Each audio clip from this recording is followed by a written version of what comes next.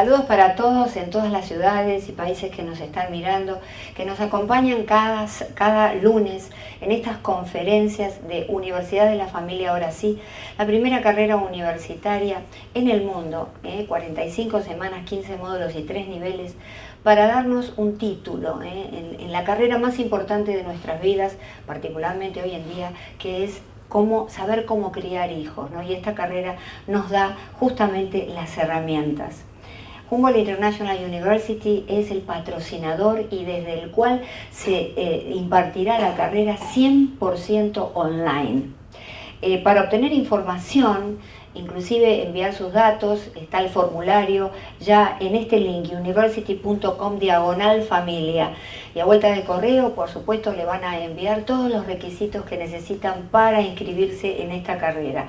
También el teléfono 305-448-7454 y lo van a atender muy amablemente y le van a contestar todas sus preguntas.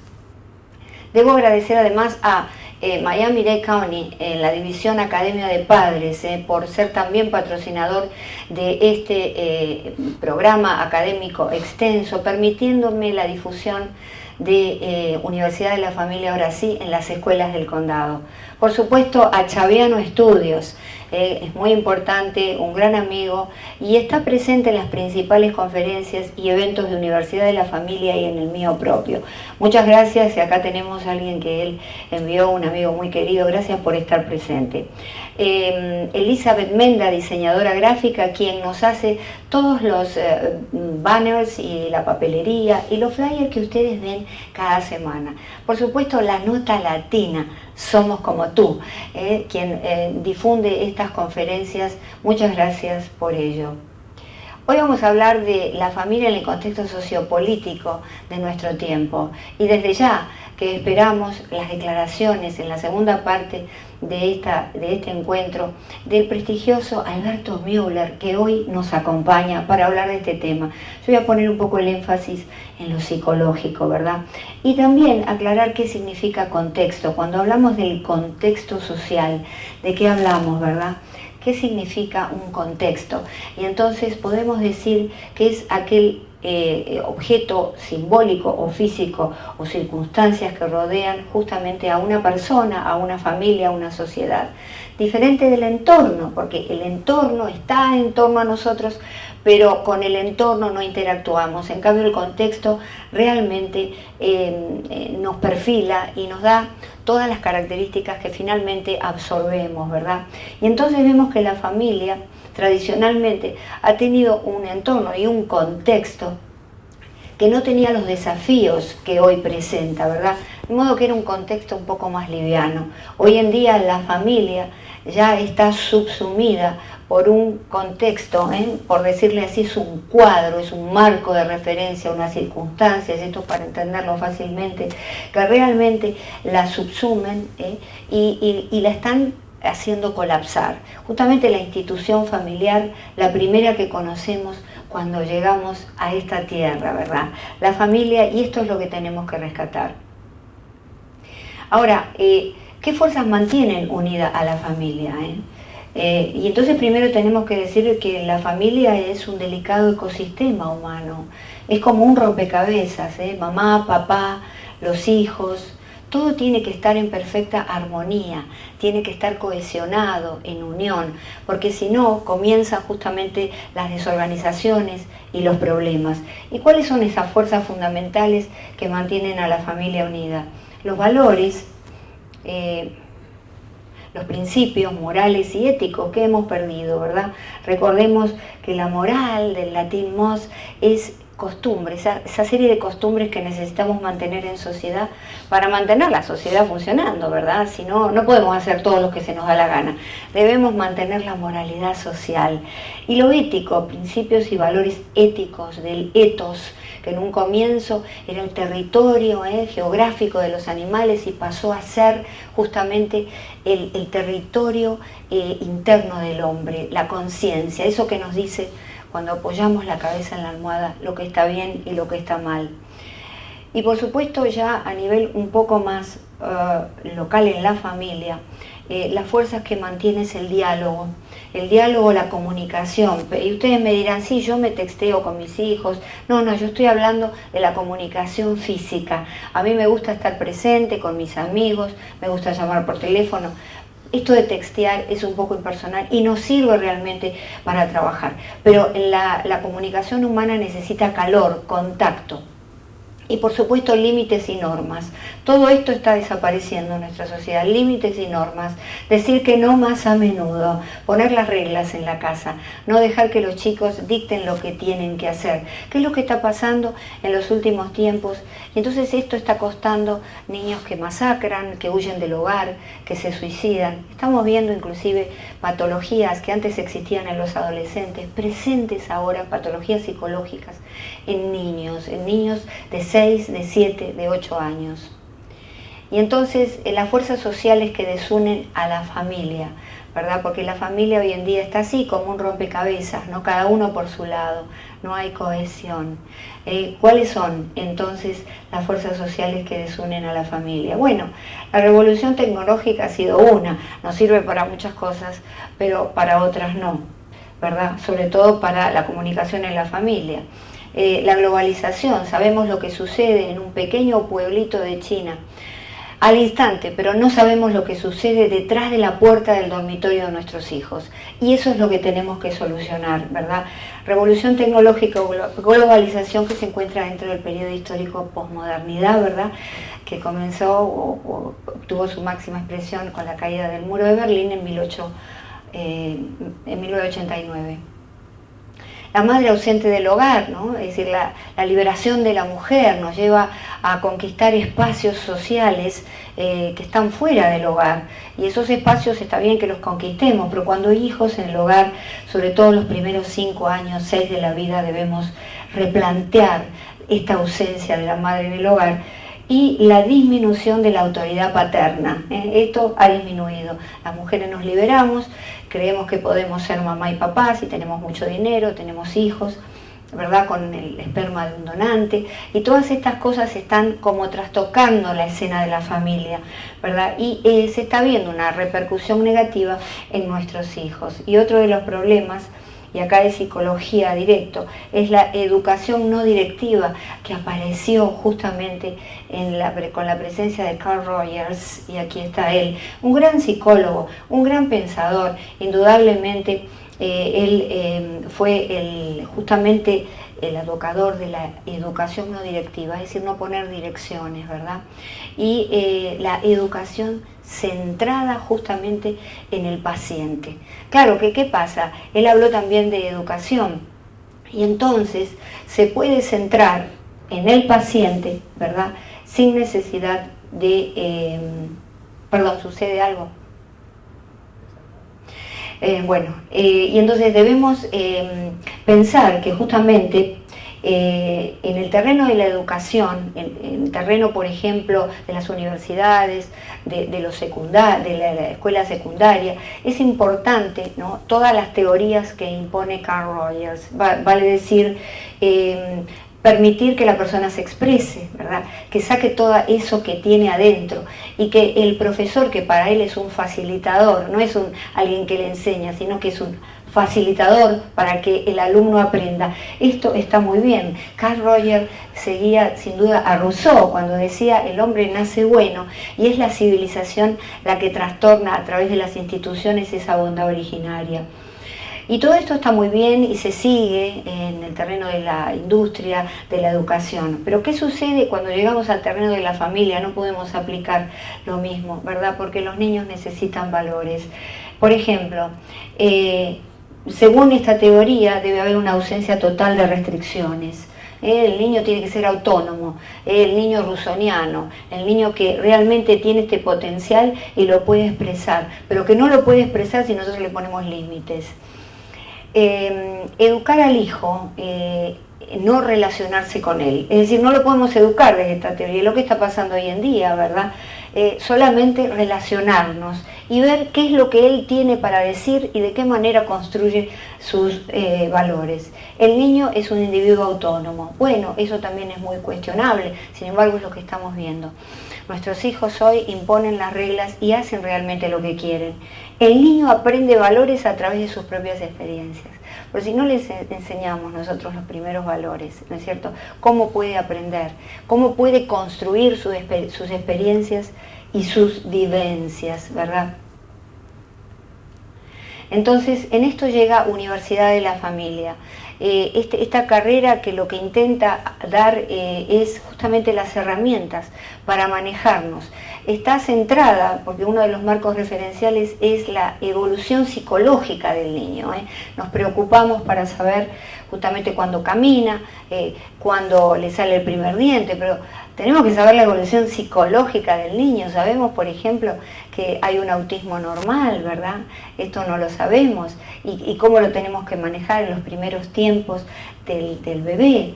Y entonces todo esto, lo que hoy hablamos, y más allá de ello también, se ve en el módulo 2, la problemática del mundo actual, y en el módulo 1 y en el módulo 2, evolución de la familia desde la prehistoria a nuestros días. Qué importante el contexto, de ahí que todo conocimiento es contextualizado. Una persona muy mayor ve a su nieto, muy joven, hablar en un lenguaje que no entiende con sus amigos. Y entonces, lógicamente, lo va a juzgar de una manera distinta, así puede entender el contexto dentro del que se maneja un adolescente, ¿verdad? Entonces, es muy importante que aprendamos todas estas cosas.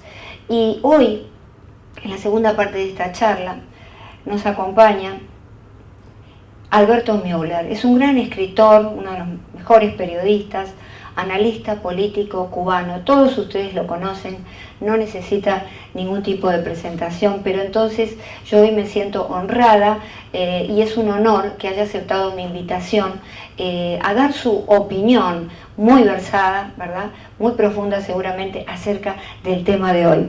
Por favor, acércate. Muchas gracias. Gracias por invitarme. No, el gusto es mío. Aquí tienes...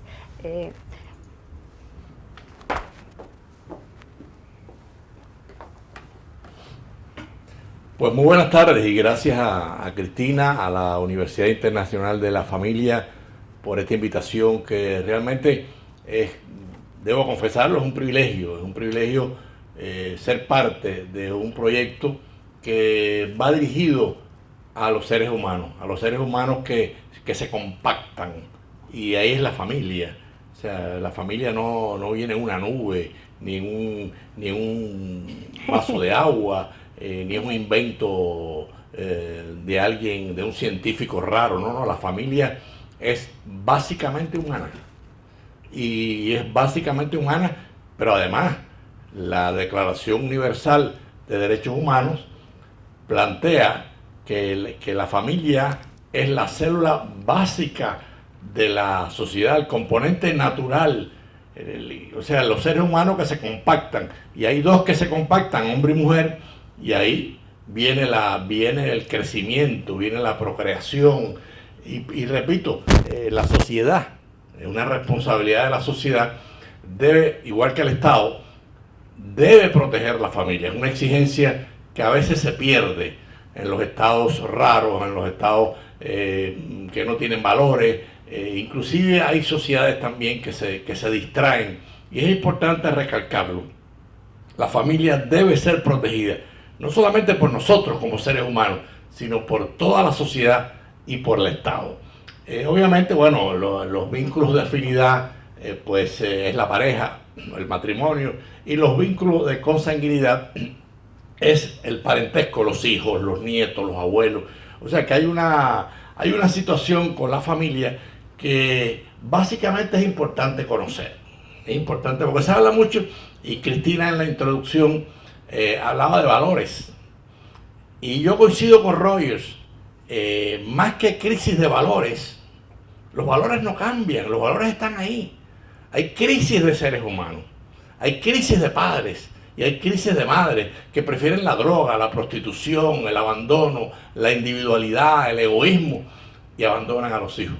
O sea, que más que crisis de valores, hay crisis de seres humanos que pierden la dirección, y por eso es importante ubicar la espiritualidad de la familia. Hoy nos vamos a ir por un camino que es importante transitar.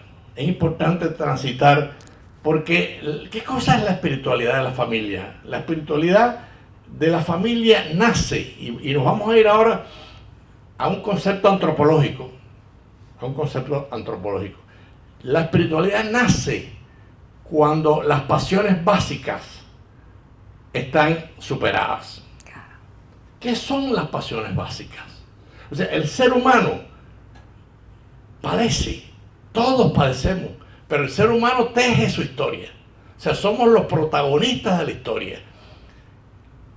Y una vez que el ser humano domina lo que la antropología llama las 4 pasiones o instintos básicos, hay otros, pero estos son los básicos. O sea, ¿qué quiere decir los instintos básicos? ¿Qué quiere decir que el ser humano, y por supuesto cuando hablamos del ser humano, la familia es la que lo compacta, la familia es el instrumento, para los que creemos en Dios, es el instrumento de Dios para el crecimiento humano.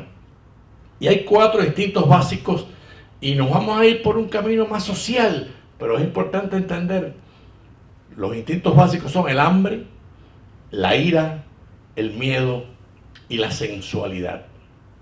O sea, si una persona no tiene resuelto esos instintos, es muy difícil que tenga espiritualidad. Y entendemos espiritualidad como el gozo interior que tiene el ser humano para crear. O sea, una persona, un ser humano, que no tenga resuelto. Yo recuerdo en una ocasión que yo conocí un matrimonio por Cúcuta, en la frontera muy cerca de la frontera con Venezuela. Un matrimonio joven, que eran muy pobres y se acababan de casar. Y vivían en una casa sin techo y sufrían enormemente por eso. Pero hay algo peor. Hay familias que padecen hambre. Bien, hay familias que padecen miedo, porque son instintos básicos. Es más, son instintos inclusive animales. El animal también pasa hambre, tiene ira, tiene miedo y tiene sensualidad. Pero cuando el ser humano no resuelve sus pasiones básicas, ¿qué pasa? ¿Qué pasa? Pues carece de espiritualidad. O sea, pierde la espiritualidad. ¿Y cuál es la importancia de perder la espiritualidad? Cada vez que se rompe algún principio básico, hay violencia, hay deterioro, hay desarme, hay quiebra en esa unidad compacta que se llama la familia. Cuando una familia se queda sin trabajo, ¿bien? Obviamente se desajusta. Cuando una familia, alguien de ellos toma el camino de la droga, su emocionalidad se quiebra. Entonces, ¿quiénes padecen todas esas quebraduras de los instintos básicos? Los hijos, ellos mismos. O sea, que la familia se debilita cuando las pasiones básicas no están resueltas. O sea, tenemos que ir a resolver las pasiones básicas.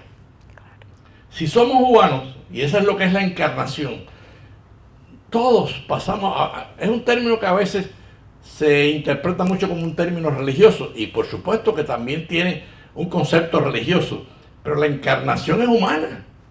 Cuando un niño nace, es todo el cariño de hombre y mujer que logran en un proceso de 9 meses que se encarne ese cariño y haya un nuevo ser en la historia.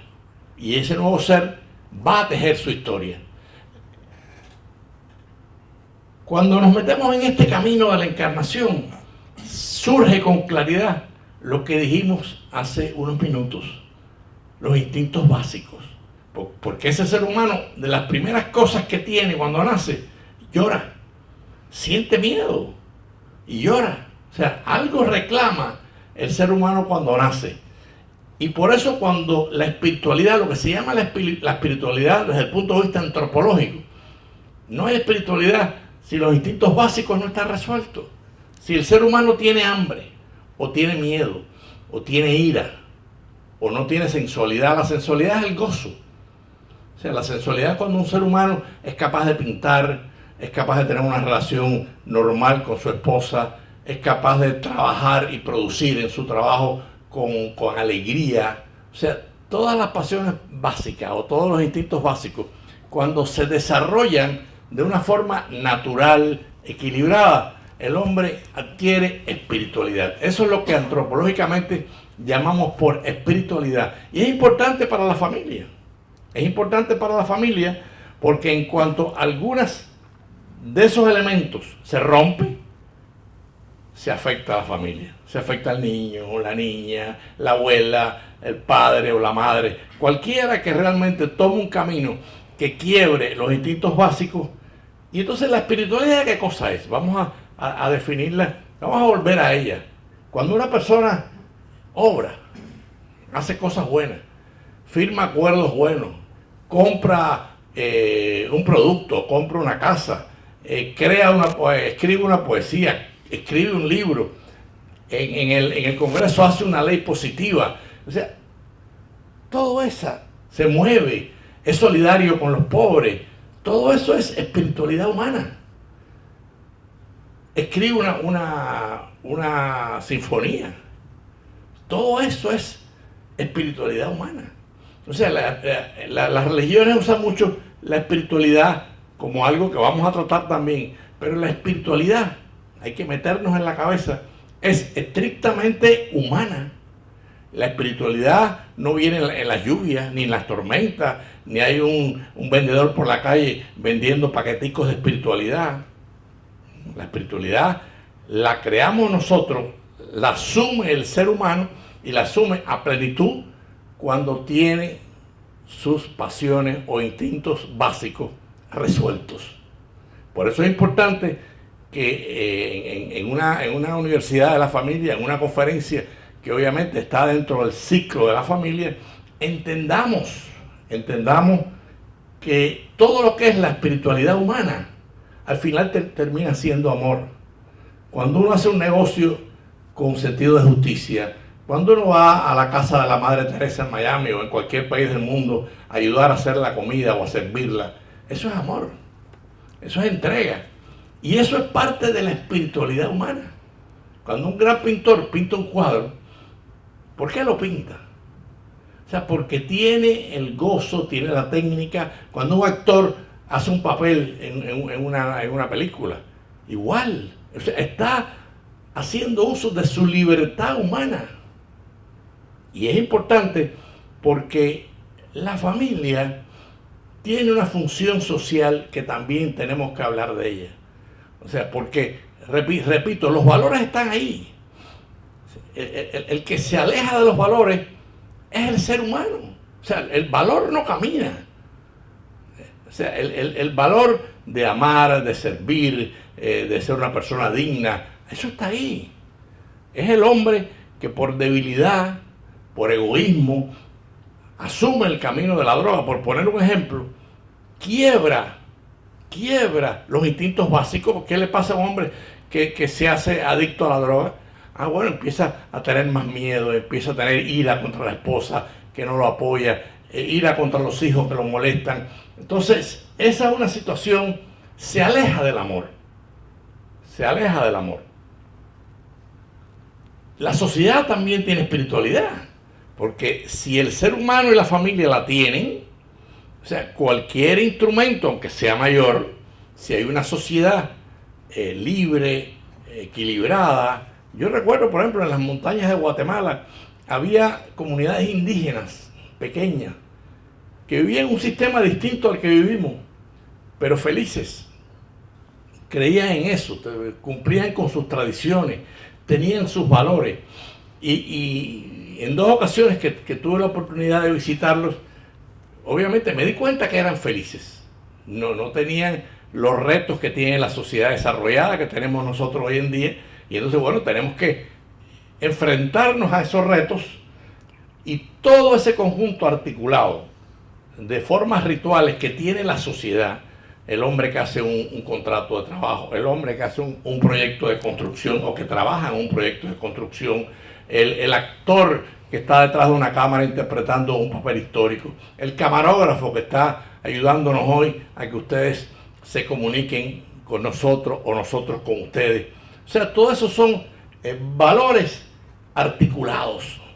Y un valor articulado es un valor espiritual. O sea, La espiritualidad implica articulación, implica coherencia, implica humanidad. No hay posibilidad de entender la espiritualidad humana, la creatividad humana, si no es a partir del ser humano. O sea, el ser humano es el que, en cierto sentido, consolida esa espiritualidad. Y la tiene que consolidar, porque además la puede quebrar. ¿Qué cosa es la espiritualidad cristiana? Estamos en una civilización cristiana, en un país cristiano. Lo mismo que hemos dicho hasta ahora. Es la espiritualidad cristiana, con la diferencia que Jesucristo vino a confirmarla. Fíjense qué interesante. O sea, el concepto es el mismo. Ahora, Jesús viene. ¿A qué viene Jesús? A confirmar, porque Jesús padeció las pasiones básicas. Jesús padeció hambre, ¿sí? Padeció miedo, padeció gozo y tuvo hambre. O sea, Jesús en su venida, enviado por Dios en la interpretación cristiana, que además es válida, una interpretación muy bonita, se puede creer en ella o no creer, nosotros creemos, pero bueno, cada ser humano, pero ahí está la espiritualidad interpretada desde el marco cristiano, utilizando el marco de que hablaba Cristina en la introducción. La espiritualidad cristiana confirma que la espiritualidad es humana.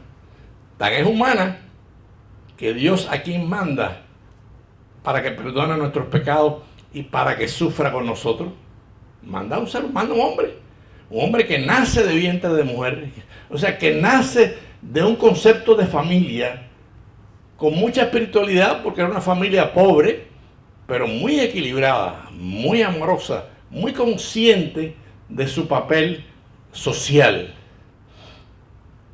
Entonces, ya que entramos en las dinámicas espirituales, bueno, tenemos el ejemplo del Papa Francisco cuando insiste, y ahí volvemos al tema de los valores. Los valores están ahí. Los que nos alejamos de los valores somos nosotros. O sea, el Papa Francisco plantea que la vida interior se clausura cuando nosotros dañamos la espiritualidad. ¿Y cómo dañamos la espiritualidad? Bueno, si no nos ocupamos del prójimo, si no nos ocupamos de nuestros hijos, si no nos ocupamos de nuestros padres y abuelos, o sea, estamos dañando nuestra propia espiritualidad. Y ese es un documento del Papa Francisco que habla mucho de los descartados, o sea, los abandonados. Si uno va a la casa de la Madre Teresa al mediodía, uno se encuentra a los descartados, que duermen en la acera, que no tienen un plato de comida y que a veces no tienen ni ropa. Entonces, ¿la sociedad tiene alguna responsabilidad con esos descartados? Pues claro que la tiene. El ser humano, la familia, la sociedad y el Estado, todos tenemos una responsabilidad, como lo dice el Papa Francisco. Ahí entramos en las dinámicas espiritualidades cristianas. O sea, son dinámicas espirituales. Pero esa dinámica no necesariamente tiene que ser cristiana. Uno puede tener una dinámica espiritual, natural, de ocuparse del vecino que se enfermó. ¿Bien? Y uno puede ir allí y ayudar, porque además la espiritualidad es responsabilidad de todos. ¿Bien? No nos olvidemos, cada vez que se rompe algunos de los instintos básicos del ser humano, el hambre, la ira, la sensualidad y el miedo, cada vez que alguno de esos instintos básicos predomina, golpea, la espiritualidad se debilita. Y es importante para la familia que no se debilite la espiritualidad. Porque si nosotros vemos a un padre y una madre con 2 hijos y pierden el trabajo, ahí la crisis es tremenda. La crisis es tremenda porque no tienen cómo traer el pedazo de pan y la comida diaria. En África, por ejemplo, que hay una crisis de agua tremenda, terrible. Los niños tienen, además de que no tienen escuela, tienen que caminar 15, 20 millas a un lugar cerca del río para que le den un cubito de agua que no les sirve o le sirve para muy poco. ¿Qué le pasa a ese niño? Su espiritualidad, sin él darse cuenta, está golpeada. Está golpeada, pasa hambre, pasa sed. Entonces es lo que insiste el Papa Francisco para los que son religiosos, y para los que no lo son es igual. O sea, tenemos que ayudar con alegría a que las pasiones básicas se resuelvan. Tenemos que ayudar, es una cosa importante. Aquí entramos en un tema que a veces asusta a algunos, ¿no? Y es que el lujo merece justicia. O sea, el lujo merece justicia. Y no estamos hablando en contra de los millonarios, no. Ojalá haya cada día más millonarios. Porque el millonario y la persona que está bien económicamente implica que ha sido exitosa, que ha montado un negocio, que trabaja más que el otro. Eso está bien. Eso está bien. Pero la sociedad de consumo, hemos visto y lo hemos comprobado, crea a veces y en ocasiones el deseo por el lujo excesivo. Y el lujo excesivo, en cierto sentido, comienza a golpear las pasiones básicas. Entonces, el lujo excesivo debilita algunos de los elementos que tenemos que tener bajo control y en orden. Lo superfluo en exceso es enemigo del hogar y de la espiritualidad. O sea, si realmente nosotros podemos vivir con una cantidad de dinero al año, vamos a poner $100,000, una cifra que no la gana todo el mundo en Estados Unidos. ¿Qué sentido tiene que una persona pueda tener en el banco $200 billones? Pregunto, ¿estamos en contra de eso? No. Implica que esa persona ha sido exitosa, ha sido capaz de montar negocios, pero para eso está la sociedad y para eso está el Estado. O sea, para eso estamos. Entonces yo sí creo que no es justo que una persona, hay una estadística que se estudia cada 5 años, el 97% de las riquezas del mundo la tienen el 3% de la sociedad. Son las personas pudientes, las grandes empresas.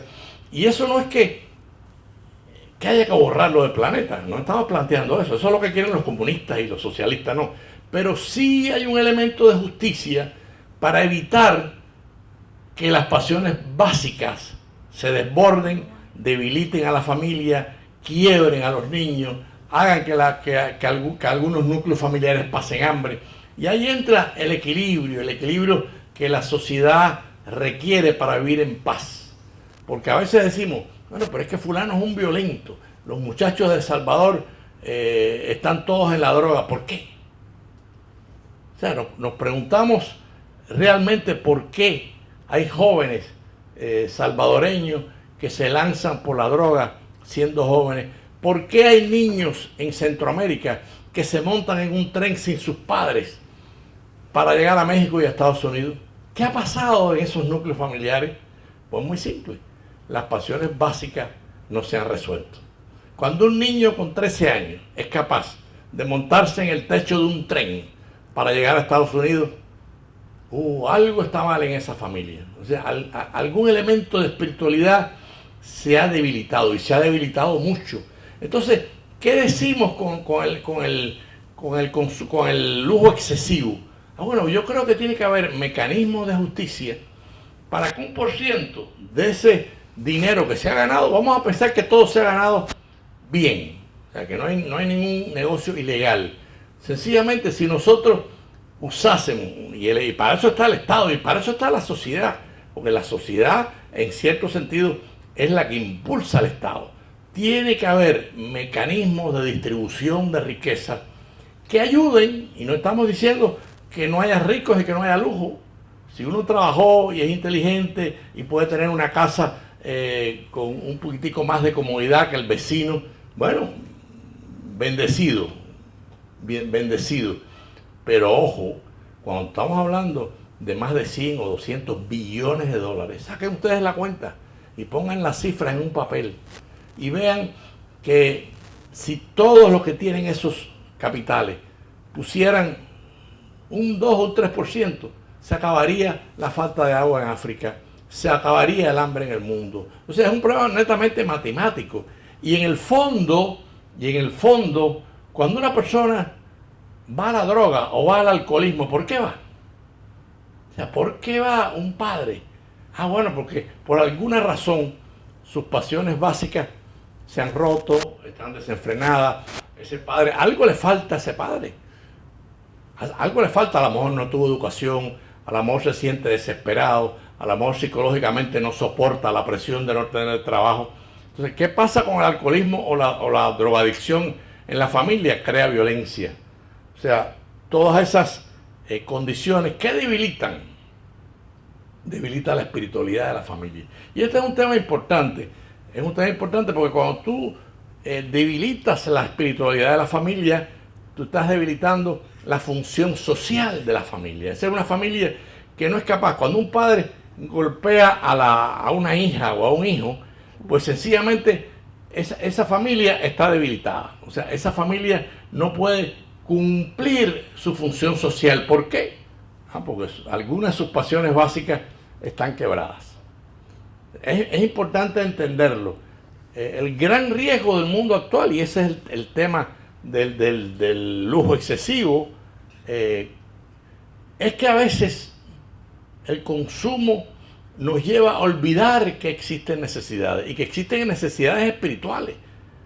Existen necesidades espirituales, porque si no nos ocupamos de que mueren niños de hambre en el mundo y mueren millones al año, algo de nuestra espiritualidad está fallando. Algo de nuestra espiritualidad, hay algo enfermizo en nuestra conciencia.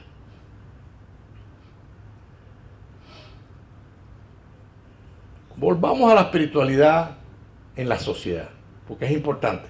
O sea, hemos recalcado las pasiones no resueltas, las pasiones básicas no resueltas en la familia. Si no se resuelven en la familia, tampoco se resuelven en la sociedad. Bien, tampoco se resuelve. Porque, ¿qué cosa es la sociedad? Es el conjunto de seres humanos que viven en un territorio, en un continente, en el universo. O sea, la sociedad humana, la sociedad colombiana, la sociedad cubana, la sociedad norteamericana, vive en el territorio de Estados Unidos. O sea, esa sociedad, bien, a veces no necesita tanto para vivir. O sea, hay que tener cuidado con el concepto de materialidad. Porque si todo se resume o todo se reduce a tener dinero, eso en el fondo es un debilitamiento inconsciente de nuestra espiritualidad. Porque en la espiritualidad tiene que funcionar el gozo por el otro. En la espiritualidad tiene que funcionar el amor a los hijos. En la espiritualidad tiene que funcionar el crecimiento, el respeto a la esposa. Entonces, cuando nosotros vemos que toda nuestra satisfacción se reduce a tener el mayor lujo, la mayor casa, el mejor avión, y eso nos cuesta el dinero que a veces no tenemos. Y si lo tenemos igual, a veces hacemos una cena y nos gastamos millones de dólares en una cena para satisfacer un ego personal, para darle un premio a alguien. Hay que tener cuidado, porque ahí está el balance. O sea, la sociedad tiene que tener un balance entre lo material y lo espiritual. Por eso empezamos esta conferencia recalcando la importancia de que la espiritualidad esté resuelta. Porque si no resolvemos la espiritualidad, entonces por ahí entra la droga, por ahí entra el egoísmo, por ahí entran las guerras. ¿Qué cosa es una guerra? Es un conflicto entre dos naciones. Por la razón que sea, siempre hay una que tiene una razón más justa que la otra.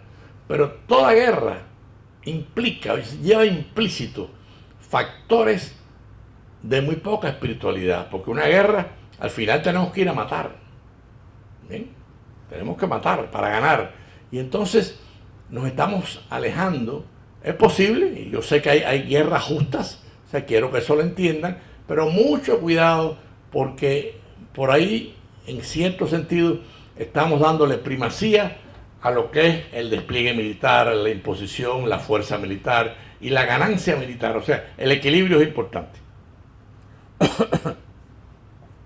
Los problemas de la violencia, bueno, hemos ya recorrido por ahí pero vienen precisamente cuando hay violencia en una familia, es porque alguna de las pasiones básicas se ha roto. Y ese padre se volvió alcohólico y golpea a la mujer y golpea a la hija, y bueno, los casos que vemos diariamente en las noticias son escalofriantes, son penosos, son dignos de que la psicología, los estudios, estudie a profundidad, porque lo que más tiene que respetar un hombre es su familia, es su esposa, la madre de sus hijos. Y cuántos hijos nos vemos diariamente que los padres matan, golpean, violan. Falta de espiritualidad, o sea, abandono de espiritualidad. Y bueno, este es el mismo, o sea, los hijos que se rebelan contra el padre alcohólico. Y ahora, ¿cuáles son los principales enemigos externos de la familia? Y Cristina dijo algo en la introducción. Bueno, las falsas doctrinas compiten con la familia, las falsas doctrinas sobre el matrimonio, sobre la educación. ¿Cuántos conceptos erróneos no hay de la familia? Inclusive hay países y hay legislaciones que no tienen el concepto de familia que tenemos nosotros, y eso conspira contra la familia.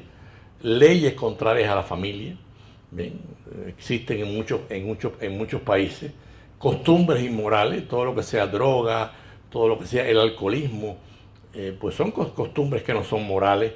Las malas amistades de esa familia, no solamente son las malas amistades de los niños.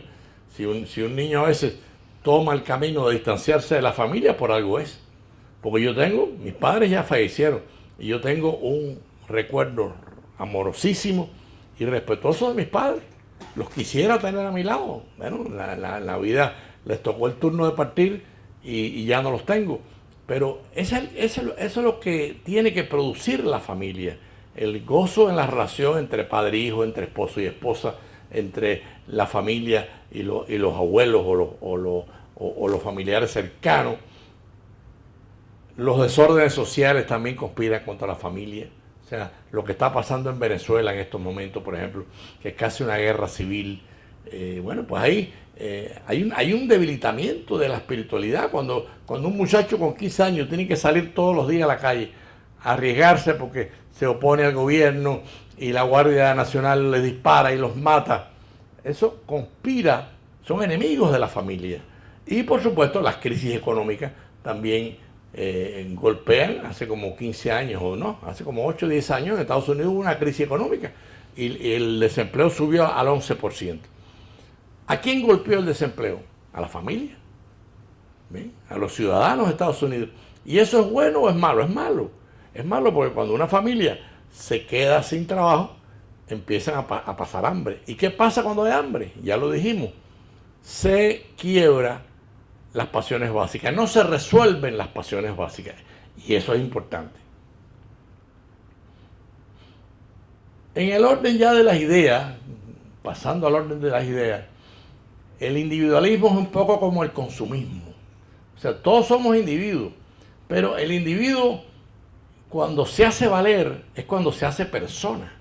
¿Qué cosa es una persona? Es el individuo insertado en el marco social. Entonces, el individualismo extremo se convierte en una carga familiar, se convierte en egoísta. La persona que no quiere saber de nadie porque tiene un poco de dinero y desprecia a todo el mundo, no es un elemento positivo para el marco social. El comunismo, por ejemplo, que es un sistema político que intenta ideologizar a los niños, intenta quitárselo a los padres, intenta imponer una política autoritaria del gobierno hacia la sociedad. Conspira, o sea, son ideas que conspiran contra la espiritualidad y contra la familia. Y, bueno, las legislaciones del aborto y de la violencia, pues también conspiran. Es cierto que este es un tema que entra en el campo jurídico en Estados Unidos, pero no cabe duda que el aborto, en cierto sentido, es un golpe a la espiritualidad humana. Porque cuando una familia, una mujer decide, por la razón que sea, y hay que respetarla. En Estados Unidos eso es legal, pero no es humano. No es humano sacrificar a un niño, además tampoco es espiritual. Entonces, lo que tenemos que buscar la forma de que las legislaciones, o sea, antes de meternos en una legislación como esa, que hay una legislación económica que distribuya las riquezas de tal forma que no haya una madre que pueda decirnos, yo no puedo tener el hijo, porque no tengo nivel económico. Y ahí está, fíjense que siempre caemos en el tema espiritual. Hemos dañado la espiritualidad humana. Recuérdense que nosotros estamos concibiendo la espiritualidad humana desde el punto de vista antropológico. Y la espiritualidad, esa espiritualidad que nace con nosotros, que se enriquece cuando nosotros resolvemos las pasiones básicas, esa espiritualidad no la compramos en Publix, ni en una farmacia, ni en un restaurante. Esa espiritualidad no nos la regala nadie, viene en la propia dignidad del ser humano. Y bueno, pasado al orden de las ideas, también podemos pasar al orden macroeconómico. Ya hemos hablado de eso. O sea, las crisis económicas en el mundo, los países pobres, los países que... Haití, por ejemplo, lo tenemos casi de vecino. Casi de vecino. Cada vez que hay un ciclón, algo que pasa por Haití, pues vemos cómo se agita la temática de Haití. El país más pobre de América y uno de los países más pobres del mundo. Y los haitianos que son, bueno, son buenísimos. Yo no sé si alguno de ustedes ha tenido la posibilidad, son personas buenísimas, son personas muy justas, muy familiares, por cierto. O sea, yo conozco un sacerdote que está terminando su carrera sacerdotal y se va de misionero para Haití. Su sueño, fíjense qué hombre más espiritual, su sueño es ser misionero en Haití. O sea, es servir, es ayudar a los descartados. Y ahí entro, cuando hablamos de esto, pues entramos las personas que no tienen agua, que no tienen alimento, que tienen carencias de todo tipo. Yo creo que he querido acentuar esta conferencia en la Universidad Internacional de la Familia sobre la espiritualidad humana, porque la familia que no tiene espiritualidad es una familia que está minusválida, que está disminuida. O sea, la familia que tiene espiritualidad es que ha resuelto sus pasiones básicas, como dijimos al principio, ha resuelto el hambre, ha resuelto la ira, ha resuelto el miedo y ha resuelto también la sensualidad. Y eso es importante. O sea, no le tengamos miedo a la sensualidad. En última instancia, ese es el gozo que tenemos a veces por crear, a veces por tener una relación sana con nuestra pareja. O sea, todo implica, en la medida que enriquezcamos la espiritualidad humana, vamos a enriquecer la espiritualidad familiar y vamos a fortalecer la sociedad. O sea, no hay sociedad sin familia. O sea, no hay sociedad sin familia equilibrada, sin familia compacta, sin familia humana.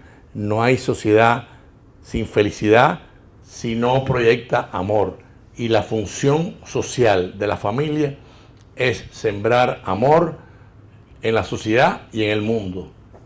Muchas gracias. Bueno, muchísimas gracias. Voy a aplaudir porque me encantó lo que has dicho. Muchísimas gracias. Muchas gracias. Y bueno, en nombre de Humboldt International University, Universidad de la Familia, ven, no te vayas todavía. Estaba buscando el agua. Si le alcanzas un poquito el agua. Un certificado de reconocimiento para ti por esta... Inmerecido. No, totalmente. Muchas gracias. Merecido. Muchísimas gracias. Y bueno, les quiero comentar que el director de cine, Lilo Vilaplana, ha producido un documental que él llama docudrama acerca de, la vida de Alberto Müller, que se llama Leyendas del Exilio y todavía no se ha dado a conocer. Y hoy tenemos acá, que nos ha venido a visitar, al joven que ha hecho en ese documental de Alberto cuando era joven él, ¿verdad?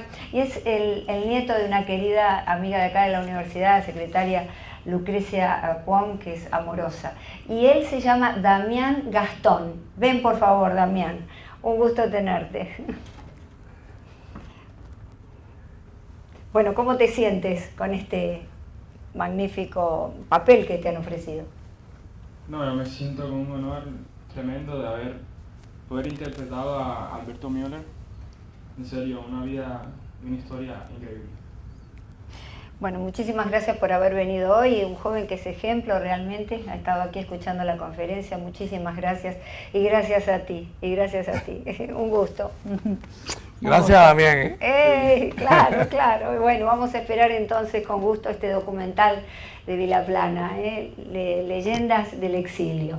Y bueno, y las cosas que dijo nuestro querido Alberto, articulación con la espiritualidad que ha hecho de la familia de la época, ha sido maravilloso, nos ha hecho reflexionar muchísimo, y es cierto, es uno de los pilares, la espiritualidad, todo lo que dijo es realmente de texto, es maravilloso, sin duda, sobre todo lo del exceso, ¿no? Como decían los griegos, nada con exceso, ¿no? Medén Agán, ¿no? La ibris de los griegos, que no había que irse al exceso, y estamos en sociedades del exceso.